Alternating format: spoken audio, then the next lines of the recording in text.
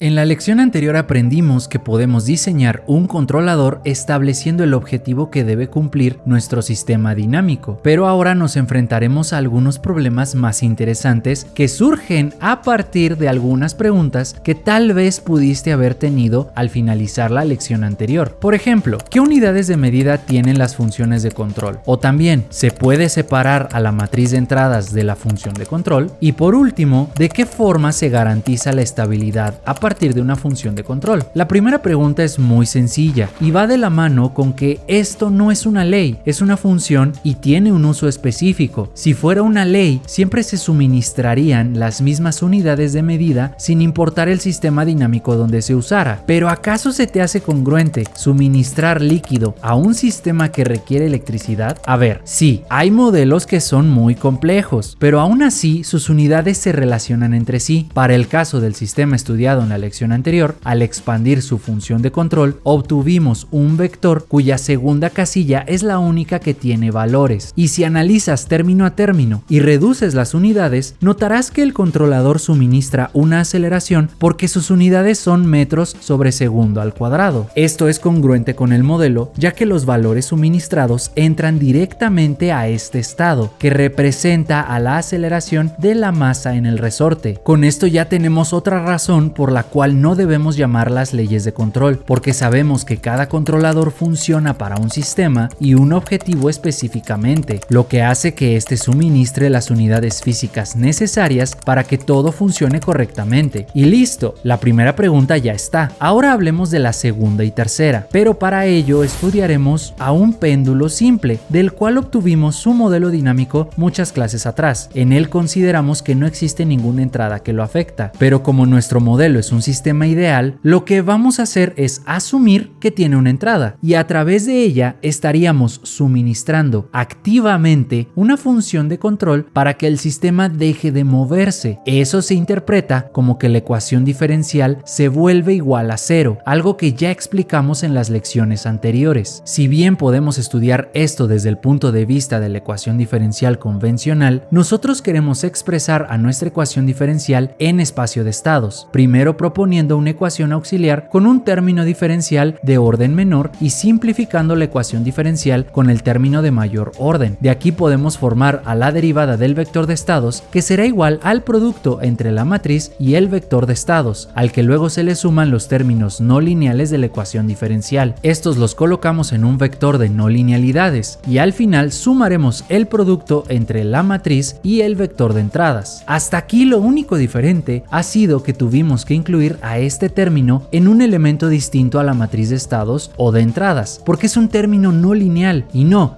vamos a linealizar nada. Con esto, nuestro sistema en espacio de estados es un poco diferente, sin embargo el objetivo sigue siendo el mismo, por lo que podemos partir de considerar que todos los términos en el lado derecho serán iguales a cero para cumplir con dicho objetivo. Aquí ya solamente seguimos un proceso de simplificación algebraica para encontrar los valores de este término, solo que al hacerlo llegamos al producto entre la forma pseudo inversa de la matriz de entradas por su forma convencional, y en la clase anterior aprendimos que para esta matriz específicamente el producto será igual a la propia matriz de entradas, pero además si operamos a la matriz y al vector obtendremos al propio vector de entradas. Por lo tanto, la respuesta a la segunda pregunta planteada al inicio de esta clase es sí podemos separar a la matriz de entradas del vector de entradas, siempre que hagamos las operaciones algebraicas correctamente. Además que esto dependerá de los valores en la propia matriz, ya que nuestra simplificación funciona solamente para esta. Entonces, si tú tienes una completamente diferente, opérala término a término y verifica hasta dónde la puedes reducir. No requieres más que saber multiplicar matrices con vectores, además de saber sumar, restar y multiplicar números. Ahora, retomando el tema principal, con esta simplificación podemos obtener al vector con la señal de control para cumplir con el objetivo planteado. Recuerda que algebraicamente esto va a funcionar, pero hay que comprobarlo con una simulación numérica en MATLAB y Simulink para verificar el comportamiento del sistema. Y la lección anterior trató específicamente de esto, así que no explicaremos el proceso detalladamente. Primero debes crear un archivo de código en MATLAB. En la primera sección colocaremos los valores numéricos de los parámetros físicos del sistema, incluyendo a las condiciones iniciales de posición posición y velocidad, las cuales creamos de forma aleatoria con la función random natural. Asimismo, no olvides crear a la matriz de estados y de entradas. Una vez que tienes todo listo, crearemos un archivo en Simulink donde primero llamaremos a los parámetros físicos usando bloques constant y goTo para evitar enredos. Y ahora solo debemos crear dos bloques. Ambos serán MATLAB functions, donde del primero crearemos una función que representa a nuestro sistema dinámico. Esta función requiere de ciertos parámetros de entrada que son los que se utilizan para construir a la ecuación diferencial en espacio de estados. De esta, lo más importante es el vector de no linealidades, porque requiere de la posición alfa como argumento de la función senoidal, pero debido a que nuestro modelo funciona en espacio de estados, debemos extraer a dicha variable del vector de estados, la cual se encuentra en la primera casilla del mismo. Además, no olvides que la primera casilla del vector de no linealidades es igual a 0. Ahora ya tenemos a nuestra ecuación diferencial en espacio de estados, por lo que solo debemos integrarla considerando a las condiciones iniciales que establecimos en el archivo de MATLAB. Recuerda respetar el orden de las mismas, ya que debes colocarlas en un vector que será igual al vector de estados de nuestro sistema, y todo lo demás solo es conectar los estados con bloques to workspace para poder generar nuestros gráficos. Por otro lado, en otro bloque MATLAB function tendremos a nuestra función de control. Esta también necesita de los mismos parámetros de entrada que el bloque con la ecuación diferencial en espacio de estados, solo que aquí la ecuación es diferente, y además también debemos respetar que la función senoidal requiere del elemento en la primera casilla de nuestro vector de estados. Luego, fuera de este bloque, enviaremos los resultados del controlador a MATLAB, solo que recuerda que nuestro vector tiene valores únicamente en su segunda casilla, por lo que los valores de la primera siempre serán iguales a 0 y los omitiremos con el bloque terminator. Ahora sí podemos ejecutar nuestra simulación, pero lo haremos desde nuestro archivo en una sección de código específica para eso con la función sim. Luego, en otra sección de código, colocaremos todo lo necesario para graficar a la posición y velocidad angular de nuestro sistema, además de la función de control. Y si así lo deseas, también puedes incluir el código para generar el retrato de fase del sistema, el cual también se explicó en la lección anterior. Con todo esto podemos ejecutar el archivo de MATLAB, el cual no requiere de que nuestro archivo de Simulink se encuentre abierto, porque lo ejecuta en segundo plano, y al final se nos muestran los gráficos con diferentes comportamientos del sistema. Entre todas las imágenes es fácil notar que el sistema no está alcanzando ningún punto de equilibrio, solamente está girando con una velocidad constante gracias a la función de control, que se observa que no es lineal. Esto hace que el comportamiento del sistema se aleje progresivamente de su punto de partida. Ya ve, joven, no se cumplió el objetivo, eso le pasa por no linealizar. No, de hecho eso está equivocado. Más bien, para este sistema específicamente, no basta con que el objetivo sea que el sistema no se mueva, sino que debemos garantizar que si el sistema se mueve, este pierde energía constantemente hasta quedarse quieto. Y eso de energía ya lo hemos visto en secciones previas. A ver, pensemos detenidamente. Hasta este momento hemos propuesto que el objetivo es que el sistema no se mueva, y sabemos que su interpretación matemática es que la ecuación diferencial del sistema estudiado sea igual a 0, pero en secciones previas aprendimos que un sistema dinámico tiene una medida de energía, pero será estable siempre que esa medida de energía se pierda constantemente. ¿Recuerdas cuando hablamos de eso? En aquellas clases propusimos 3 formas diferentes para estudiar la medida de energía en un sistema, y quizá podríamos utilizar este tipo de medidas de energía para nuestro problema, pero debemos usar integrales y eso complica las cosas, así que mejor proponemos partir de este tipo de medidas de energía. Ahí mismo dice que solamente es válido para sistemas lineales. Va a tener que linealizar, joven. Ya verán que no. Para demostrarlo, vamos a partir de una función candidata de Lyapunov que es definida positiva por naturaleza, algo que ya explicamos muchas clases atrás, y lo único que haremos será derivarla en función del tiempo, pero al final llegamos a que la derivada de la función candidata será igual a 0 porque este término teóricamente será igual a 0 debido a la función de control propuesta. Eso significa que en algún momento el sistema dejará de perder energía, y lo que queremos es que siempre la pierda, aunque sea poca, pero que esté en constante pérdida, porque eso significa que llegamos a un punto de equilibrio y que estamos forzando al sistema a quedarse ahí. Pero ¿cómo hacemos esto? La verdad es que es algo muy fácil. Hasta ahora sabemos que la función candidata de Lyapunov que propusimos siempre será definida positiva. positiva. Eso garantiza que siempre habrá energía, pero su derivada no garantiza que siempre se disipa. Entonces debemos proponer no solamente a la medida de energía, sino también a su derivada, de una forma en la que ésta siempre sea negativa. Piénsalo detenidamente. Si la forma cuadrática de algo, por ejemplo, -3 al cuadrado, siempre es positiva, solo necesitamos a esa misma forma cuadrática, pero multiplicada por un signo negativo, porque -3 al cuadrado siempre será +9 y el signo solamente se encargará de cambiarlo a negativo. Entonces podemos proponer a la función candidata de Lyapunov y a su derivada siguiendo este razonamiento. En este caso, la derivada puede tener a una matriz identidad que es definida positiva por naturaleza y no afecta el resultado del producto cuadrático. O también podemos tener una matriz K que es definida positiva para no interferir con el signo negativo de la función, pero esta afecta a la magnitud de la misma, porque entre más grandes sean los valores en las casillas de K, mayor será la pérdida de energía. Pero con todo esto, ¿cómo relacionamos a la función candidata con su derivada y con el objetivo de control? Es muy fácil, simplemente igualamos a la derivada que tenemos con la que queremos tener, que en dicha igualdad solamente debemos operar algebraicamente para conocer a la función de control, agrupando términos semejantes y respetando las reglas del álgebra lineal. Y solo para aclarar, todo este término es un vector que multiplicado por otro vector transpuesto es igual a un valor escalar, pero para simplificar debemos tomar a este vector y considerar que será igual a un vector de ceros, no a un escalar, lo que garantiza que este producto sea un escalar igual a 0. De ahí se obtiene que la función de control será muy similar a la que obtuvimos al inicio de esta clase, solo que ahora incluye a un término que garantiza que el sistema pierde energía constantemente. Claro que con ecuaciones no se puede comprender lo que ocurre en el sistema, así que regresemos a MATLAB y definamos valores para la matriz K. Ya habíamos dicho que esta debe ser definida positiva para garantizar que el signo negativo asegura que la función siempre tiene valores negativos. Por la misma razón, proponemos usar una matriz identidad, aunque si quieres puede ser una matriz diagonal con valores positivos en sus casillas. Al final, el objetivo es que la parte real de los eigenvalores de la matriz K sean positivos, lo que garantiza que la matriz completa es definida positiva. Por otro lado, en Simulink vamos a llamar a la matriz K de la misma forma que hicimos con el resto de parámetros físicos y además la incluiremos en la ecuación dentro del bloque que contiene a la función de control. Ahora sí podemos ejecutar nuestra simulación desde MATLAB